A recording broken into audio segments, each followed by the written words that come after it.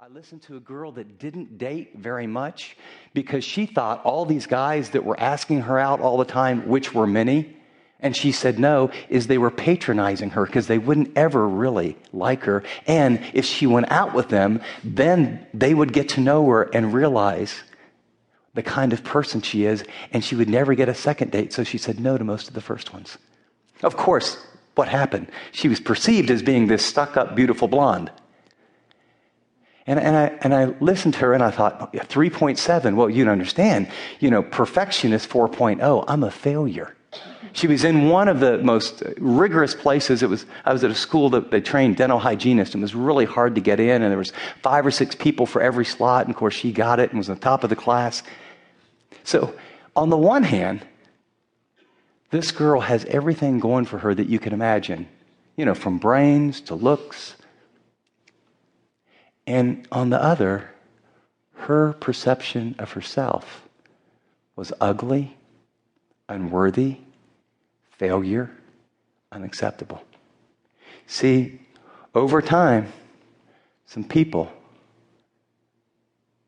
had given her a reflection of some mirrors that said, Marilyn, you don't measure up. You're unlovable. And so, how did she respond to people? It framed her whole life. And I want to encourage you by the fact that all of us have had some warped mirrors in our past.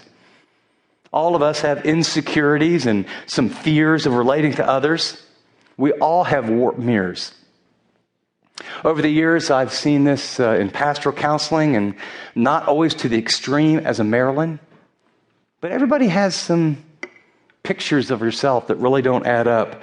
We experience distortions that affect our lives, our relationships, because of mirrors past and present.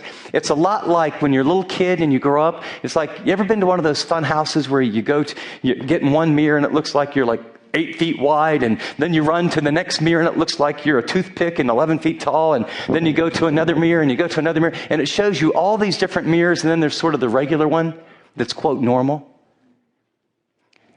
You need to understand there have been people, experiences, trauma, rejection, media that have happened in your life that have implanted little warped mirrors that have come together to tell you who you think you are. One author put it this way. It was very insightful. He says, we are not what we think we are. We are not even what others think we are. We are what we think others think we are. We're going to talk about overcoming a warped self-image. And a self-image is the mental picture or concept of oneself as a person. It's your own idea of who you are, your sense of worth. It's the composite picture of all those mirrors that have come together over time. And you get stuck here. You get stuck here. I mean, we had a whole movement. Remember the self-esteem movement about 15, 20 years ago? We had a whole movement that thought this was the answer to everything. Unfortunately, the self-esteem movement was built on we wanted everyone to feel good about themselves based on almost nothing.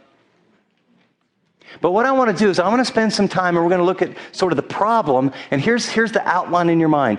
We're going to talk about how did we as people develop our self-image? How did those mirrors come together where you have a picture, a composite picture in your mind of who you think you are?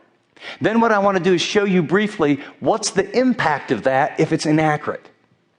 And then we're going to get to the really good news where God's going to say there is a mirror that's accurate. There's a mirror that's accurate 100% of the time, and you're going to have these kind of mirrors. They don't go away, do they? You have neighbors, church members, people, sons, daughters, friends.